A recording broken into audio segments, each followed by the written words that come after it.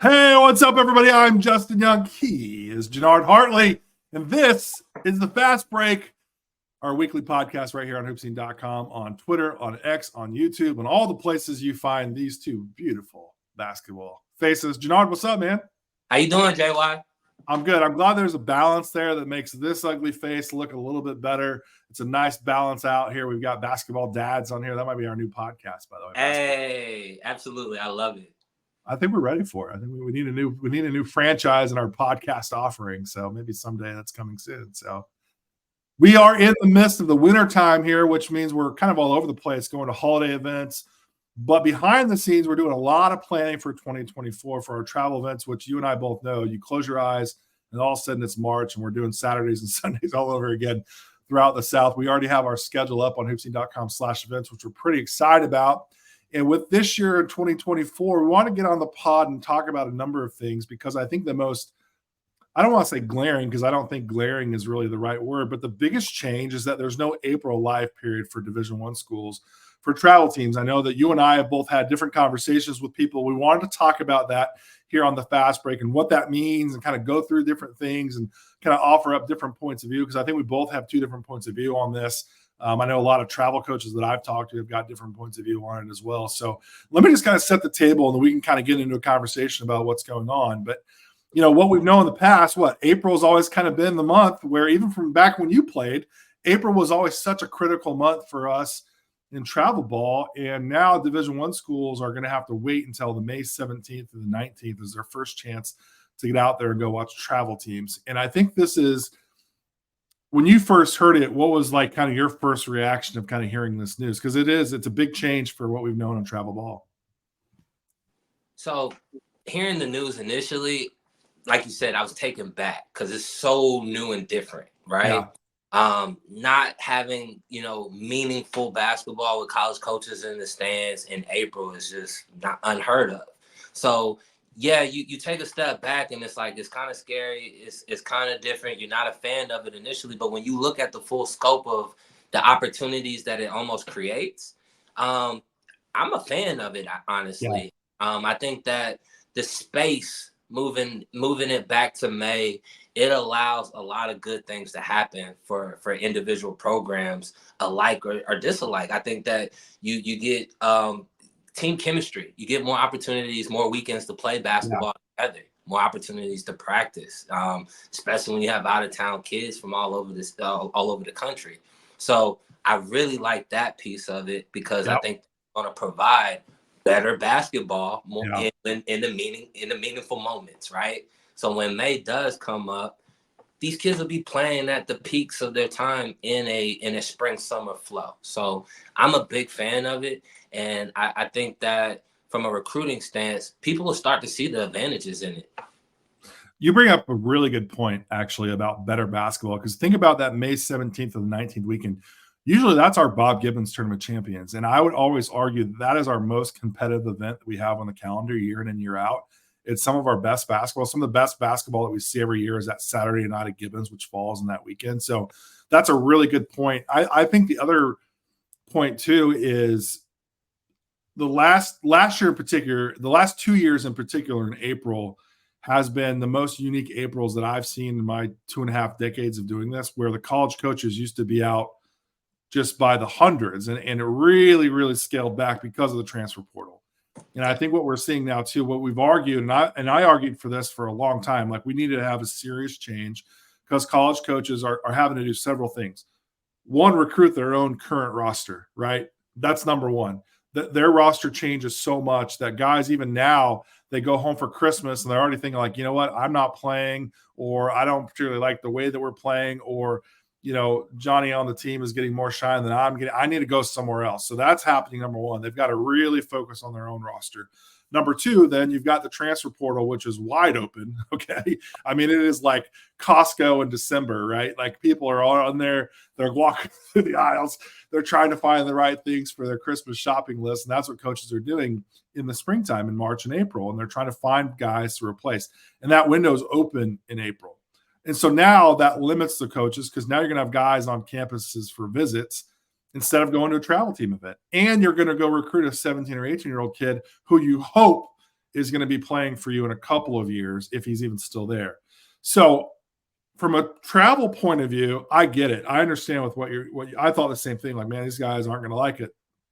They're not going to like it. It's going to be weird. But the fact of the matter is there weren't that many coaches out there over the last couple of springs in April, whether it was regardless of the platform. No matter what. Like, I went to 2 major events here in Arizona, and even both the shoe brands were like, man, we did not anticipate it being like this grim. And I actually think that the pause, and I think that you reiterate my thought and make me feel even better about it, waiting until mid-May to get that quality of basketball, I think only puts these players in a – we hear this phrase all the time. We want to put our players in position to be successful, right? We hear it all the time. Every day. This puts our players in a position to be successful, doesn't it? I agree, JY. I agree. Okay, so you're a player, you're a coach. How important is that first impression from a recruit's point of view, and then also from a recruiter's point of view? Man, it's everything. How you start is how you finish in recruiting. As a player, they're paying attention to whatever creative way you found your way to get in contact with them. Yeah. You know what I mean? If it's not socially to their liking, then you kind of turn them off. And it's really difficult jumping to the coach's side. How do you know that? They're strangers, right? So the due diligence and the time that it takes to get the background information, to get the resources and the connections around the kid, just to adequately know how to introduce yourself to the kid and the family and the parents and the significant person that is the decision maker in that role. So first impressions is everything. It is key. And so, fast forwarding that process, you open yourself up to a lot of errors on both sides. Kids going to the wrong schools, wrong programs, and college coaches making poor decisions on certain kids that may not be at that level. I like this connectivity, too, of the calendar to speak about the first impression. So now you can make a good first impression in mid to late May, which then I think dominoes into June, which we've seen now over the last, what is this, year 6 now, year 7 of it being live? Man, is it really 7 years? I don't think it's been 7 years. Nevertheless, the Scholastic platform works, okay? And we've seen it work in the Southeast. They're in Atlanta. They do such a great job. We've seen it work out here with Section 7. We've seen it work in other places.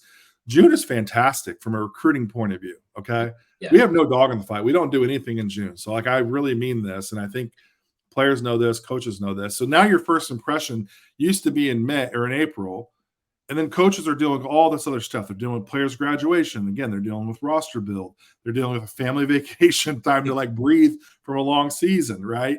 Mm-hmm. And then you go from April, you kind of forget about stuff when you get into June. Like, oh, that's right, I saw this guy back in April. We've got more connectivity now, I think, in this recruiting process where you go May, great. June, you follow up. And then July, I think, is really when you kind of, slam it home. We still have 2 really good live periods in July, which I think for travel teams, which I think we have to have that. I would like to have maybe 2 more days on the calendar potentially for travel teams, but nevertheless, we've got more connectivity in this process. So I want to kind of go back to the front of the calendar here and kind of talk about something different for a second. Okay. So if April is April dead? Let me throw that. I think that's a tricky question because I think people think that it's like all the nails are in the coffin and we buried it 6 feet under the ground. So we have to remind ourselves that we're in a new age in recruiting and information alone, right? Yeah. And so to answer your question plainly, no. Not only do we have technology to where games are being streamed in these platforms consistently and coaches are still being able to get the information and to do their due diligence ahead of time to stay within the rules of the NCAA to communicate with the families of these kids. Now, taking it a step further, Division I schools aren't the only schools that you can get an education and play basketball. Yeah. And to add to that, Division I basketball is getting better. So is D2, so is D3, and so is NAIA. So those stages, it's not easy to just walk in and play at those schools either. So I think that we have to open our minds and our eyes to those opportunities of those caliber of schools and programs still having the availability to be in the building and in these gyms during April. Like, they aren't bounded by these Division I rules. So recruiting starts when their season is over. Yeah, junior colleges are the same thing, right? Like all these schools that are non-Division I basketball schools, they're not dead per se. And I would argue too, Josh Check and I did a really interesting pod around signing day about how many guys actually came in and played and like what the value. We went back in our data from 2020. I think it was a 2022 class of our top 125 players.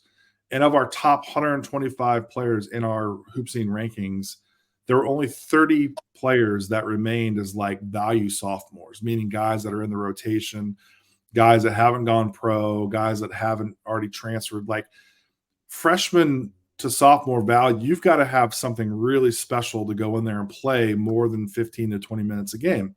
And the reason I bring all that data up is I think it's important that you go find a place that you can go play. Because you were a player. Like, you can develop in practice, and you've got great coaches, no doubt. But the best development comes where? Gotta play. You got to play. You got to be on the floor. And so I think what we're seeing, and I've seen this now too, like I handle all of our college stuff at our live period events. I've never seen this many non-Division I schools from out of the area, out of the Southeast, come to our events more than ever, because they're looking for guys that can come and play out of the area. And now we've got major, max exposure events. We've got, hundreds and hundreds of teams. Like, so for them, going back to the Costco analogy, like it's the perfect place for them to go look for a player that can come in and play right away and add value, whether you're a junior college, whether you're a Division III, whether you're at even if you're a prep school or a military school or a fifth-year post-grad program. Like, we've got all those programs that come in where you can come in and play right away. And if you should choose to do this, you can level up and transfer up or transfer to a different situation, which I think has become such more of the norm in the recruiting process, that this calendar allows for like this maybe, different way to get there. Like, all right, Uncle Justin loves a good analogy, right? You knew it was coming. Come on, give it to me. All right, so during the pandemic, my family lives out here in Arizona, right? My parents, and I've got siblings, and at the time I lived in Atlanta. We had nothing to do. I lived by myself. I'm like, what am I going to do? I literally just did road trips like by myself, but I never took the same road to my final destination. I did the drive 3 different times, and it was my favorite thing. But I took 3 different paths, all to lead me to the same place. And that was to go get my mom's chicken and dumplings so she could make me some home cooked food, which is, by the way, that is the last meal. That is the last meal, is my mom's chicken. Gotta be, right? Huh? Has to be, right? Oh, it's like written in stone, like it's the 11th commandment, is that my mother would make my last meal as chicken. But my point is that I took 3 different routes to get to my final destination. Recruiting's the same way. Okay, you can take a lot of different roads, you can see a lot of different things, but if you know what your final destination is, there's a lot of ways to get there. Yeah. Okay, there's a lot of ways to get to your mom's chicken and dumplings. Believe me. And sometimes that road that you didn't think that you should take turns out to be really, really valuable. And I think this calendar shift allows for that to happen. But you have to be willing and you have to be open to the fact that if someone's coming to you and offering you a scholarship, man, that is a really blessed situation these days, because they don't happen quite like they used to. They're way harder. So with March, I am curious to see like how it plays out. And I think we've got, stuff on our platform. Go to hoopseen.com/events, where we're going to have great events. We're no doubt about it. We're going to have great events, really good regional events. Our calendar really hasn't changed all that much. It's just what the dates are for the live period has for Division I's. So we're going to run the Atlanta Jam May 17th to the 19th. It's going to be back at Swanee Sports Academy. Nothing changes, right? Nothing at all. And I think for us, we're looking at these April events. If you're a great Division II program or junior college program or whatever, what's the value there for those coaches that come to those? I think that those coaches are going to see a lot of talent that they don't regularly get to see in the quantity in one space at a time. You talk about Atlanta Jam. Last season, we had well over 220 teams last season. And there were recruitable kids. There were Division I kids in that building. Yeah. And so it's like to have that opportunity to see them first, to get to them before some of these low Division I's, Big South, A-Sun, some of the tweeners that get kids that could be All-American Division II players, right? Yeah. So it's like, this is an opportunity to get to them first and to see them first and to go ahead and to your point, recruiting is not a cookie cutter process. No, not at all. So this is an opportunity to put your process together before the big dogs come knocking on the door and offering what these kids kind of want to hear.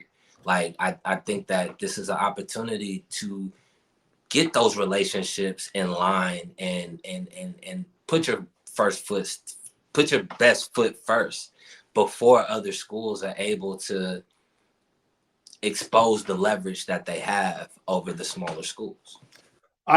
You're spot on. And we have like a point in case that we see each and every year. Lincoln Memorial is not just one of the best Division II programs. They've been one of the best basketball programs in the last 20 years. For decades. Right? Like dominating 20 plus 25, 29, 30 wins a year, even no matter who the coach is, right? And they've done such a great job of getting in there and identifying. Bro, they signed one of the best players of the HoopSeen platform that we begged all these coaches to come to with Elijah Freeman of the Wellington Wolves. And I'm like looking at him like, he's going to torch somebody. He's going to be a major minutes player for a major program in college basketball.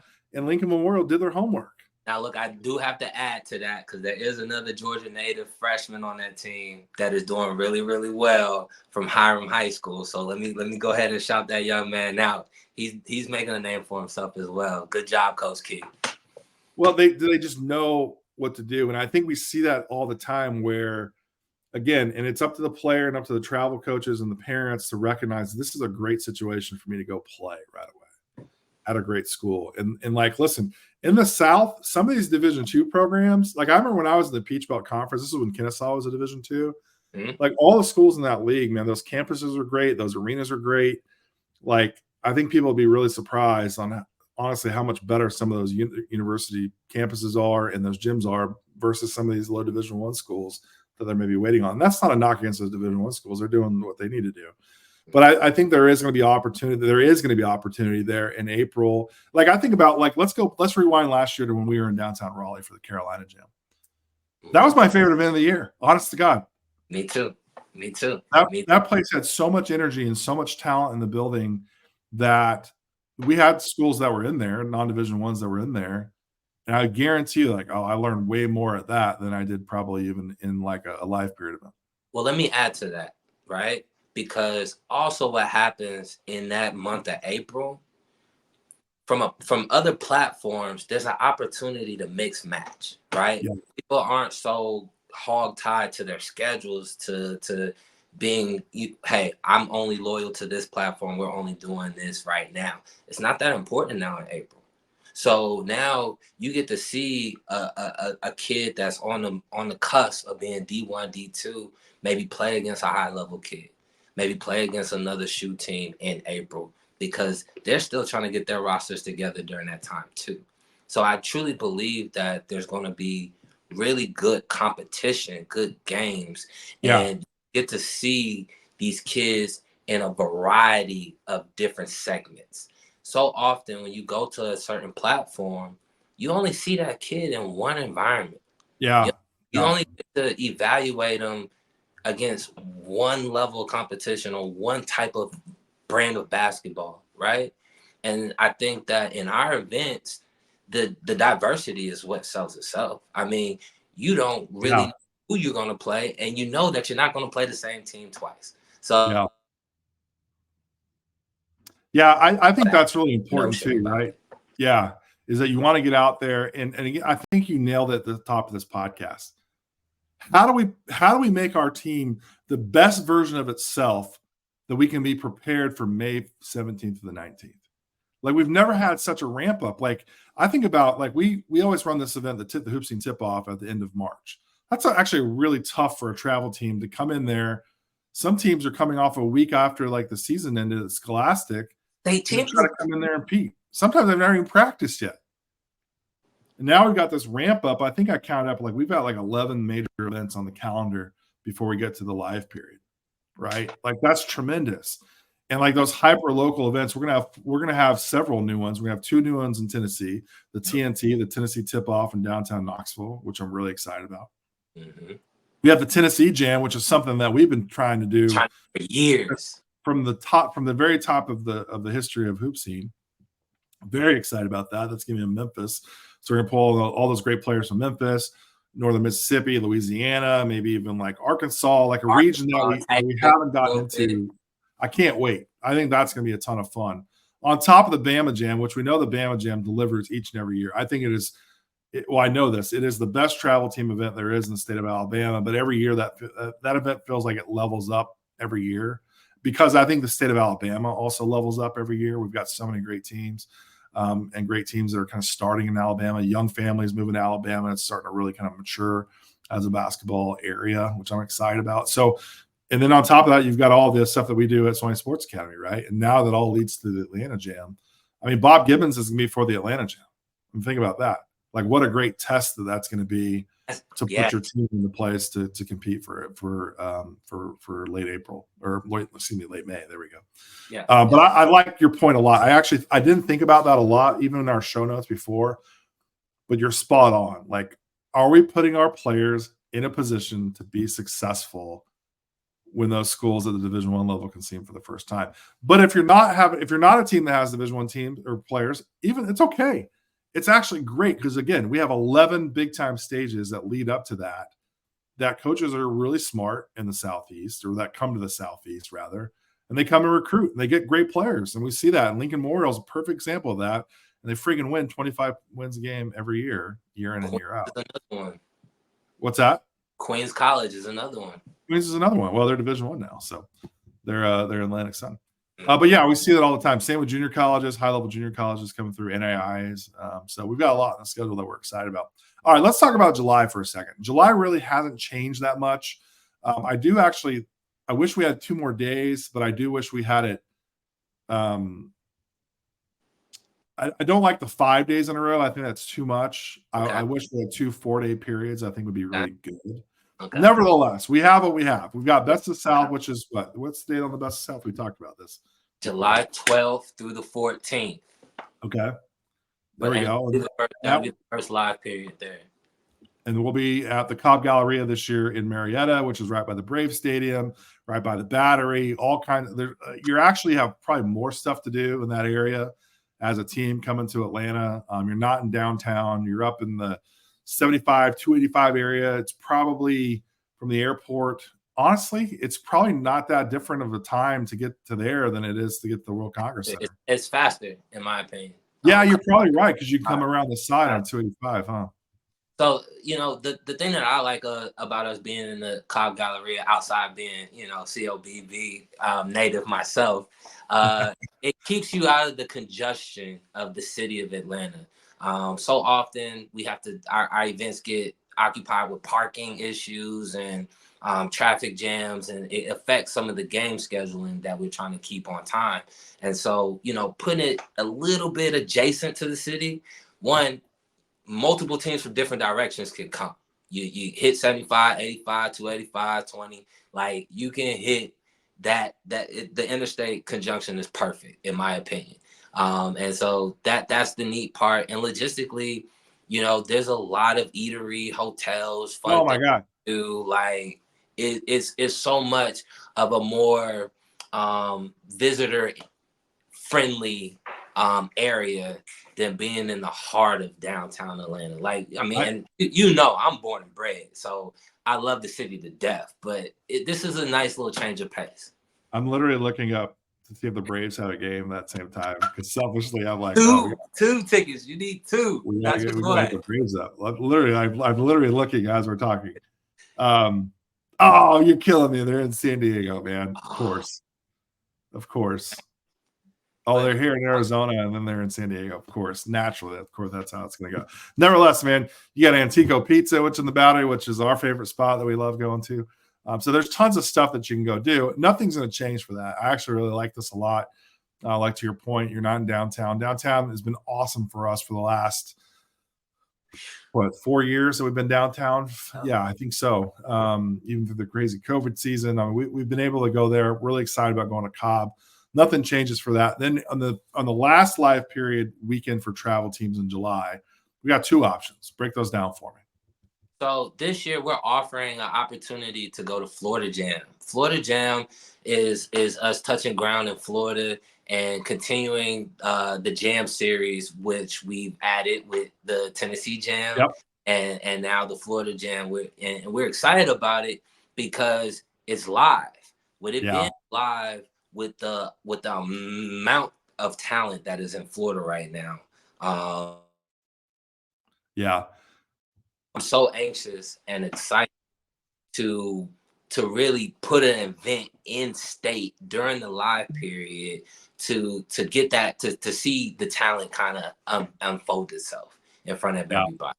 Now, obviously, with that date, I love the fact that we've given a second option to maintain those relationships on the Northeast in Virginia Beach. But that relationship with Hoop Group has been outstanding so far. It's provided a lot more diversity in not only the style of play, but also the recruiting scale. Bringing in a huge influx of Ivy League programs and so, that's also a great selling point for these kids, to go to Emory or to go to NYU. Like, those are high academic institutions. Big time. Yeah, big time. And they have basketball teams. Yeah. I like the diversity of offerings that we have between both situations, right? And I really like the competitive diversity, which you talked about earlier with us. Our teams playing those Hoop Group teams, I think is awesome. I think it's a great way. And I think you said something earlier that's a really great point. We want to make sure that teams don't play each other twice in a whole season. Now, Georgia Cup and stuff like that, a little different, right? More hyper-local. Correct. But for our high school age stuff, for our elite level stuff, we want to make sure that you have a schedule that has 35 games against people that are not that you only see one time. Like, I think it's really important because again, the team that you play hopefully have players that coaches want to come see as well. And that we've seen that so many times where, listen, I may be a coach at NYU and I'm going to go watch a team from Maryland, but then they're playing a team from Atlanta. I'm like, whoa, who's that guy on the Atlanta team? Like, we see that happen all the time. All the time. I think Virginia Beach allows that to happen in the grassroots finale, which we're really, really excited about. We love that offering, but we've listened to our teams. We know that trip to Virginia Beach for teams from Florida, difficult. Georgia, Alabama, that sometimes is a tough one to get to at the end of the travel season. That's why I love the Florida Jam. It's going to be ran by our friends at the U.S. Amateur Basketball Association. I think that's going to be really important for them to get in there. Or U.S. Amateur Basketball, not Association, but U.S. Amateur Basketball is going to be running that. It's going to be phenomenal. It's going to be in the Tampa area. A really terrific event for us and for our teams to get there. And when you're a player, I mean, listen, a lot of teams, man, we always finished in Florida. So we're kind of going back to this old school style of finishing in Florida for some of our teams as well. I love it. Not to get into your story time, but just real quick to let go for it. Uncle Justin ran out of stories. Well, here's the thing. Finishing in Florida, it makes AAU basketball full circle. It's an opportunity not to just be about ball and to add a little vacation and allow the kids to be kids and, to establish how you could be balanced. And so that was the biggest thing that I really, really appreciate finishing my seasons in Orlando, Cocoa Beach, so that was fun. It was fun. It wasn't just ball. It was, spending the nights in the hotels, going to riding the rides on the park, having a park day, the Golden Corral meals. Like it was the entire experience. Understanding that, this is what it takes to this is a small sample size of what it's like playing on the road as a college kid, having school academics requirements and things that goes with that lifestyle, not to even go further and talk about the lifestyle of a professional. So it was a great introduction to the business of basketball with that trip. So I definitely am a supporter of it big time. Yeah. July, it doesn't really change really at all. I think more than anything, it's benefited even more, at least from our point of view, with this addition of the Florida Jam to the Best of South, to the grassroots finale, which we two staples on our calendar to proven events. I mean, Best of South doesn't need any introduction whatsoever. That thing kind of stands on its own. It's really the premier event in the epicenter of college basketball recruiting. But to reset, okay, so the live periods have changed in 24. No big deal. I would argue now that it's more live than ever before because of the opportunity that you have. And I think I want to put a little, not pressure, but I want to put an invitation out there for travel team coaches is to better establish yourself with non-Division I schools. Because a lot of those guys also level up in their career as well. Okay. And I think that's an entry point for college coaches. It's an entry point. They're going to get out there and network. They're going to get out there and work. I bet we're going to, we've seen it in the data. We've seen more non-Division I schools get out there and recruit at our events, in any event really now. And I guarantee you that March and April and 24, and even in early May, we'll have a lot of coaches out there with scholarships to offer. If you have unsigned seniors, get your guys out there and play. Because honestly, that's probably 95% of the level that guys are going to go to are non-Division I. So go out there and play. You've got that opportunity. I like what you said. I love what you said. Put your team, put your players in the best position to be successful, to be ready for May 17th through the 19th. Absolutely. Circle that with a freaking Sharpie. Paint it with the most perfect paint you've got in your garage on your calendars. May 17th, I think there's a lot of eyeballs going to be on that weekend. Atlanta Jam doesn't change. Wherever you go in the country, find somewhere that you know you got college coaches. Carry that over into June and Scholastic, which is huge, and then finish strong in July, no matter where you go. And I think the calendar, honestly, in the end, we're going to look back a year from now and go, God, I love that change. Love the change. It was really good. It may be here for a while. It might be. And I actually kind of hope it does, unless they change the portal around and kind of do some stuff. Because I think we're on the back. Like, I was listening to a pod the other day, and this guy was like, oh, he's a 6-year super senior. And I was like, those days are over. I think this might be the last season really where we see a lot of 6-year super seniors in college sports. I think those days are kind of over with the COVID extra year or the grad years. And I think we're going to start to see that kind of simmer down now a little bit. Yeah, but I agree. Nevertheless, bookmark hoopseen.com/events. We got our full offering there, whether live period events. I think everything's live personally nowadays. We've got our cup series, which would be really good. If you have middle school teams, do everything you can to get your team better, to be in a situation where they're high school guys to be ready. Of course, we got some stuff coming up in the fall as well of 2024. But we want to get this pod. We want to talk about it just because you've had conversations. I've had conversations about this new live period change. The sky's not falling, everybody. We're going to be fine. We're going to be totally fine. It could be the best situation for your guys at the end of the day. Junard, this was fun, man. This was a lot of fun. I'm glad we did this conversation. Come on back. Come on back. Come on back, baby. I love it. Back. I love it. We're going to do it again sooner than later. For Junard Hartley, I'm Justin Young. We appreciate you watching the Fast Break right here on HoopSeen.com. We'll see you next time. Take care. See you next time.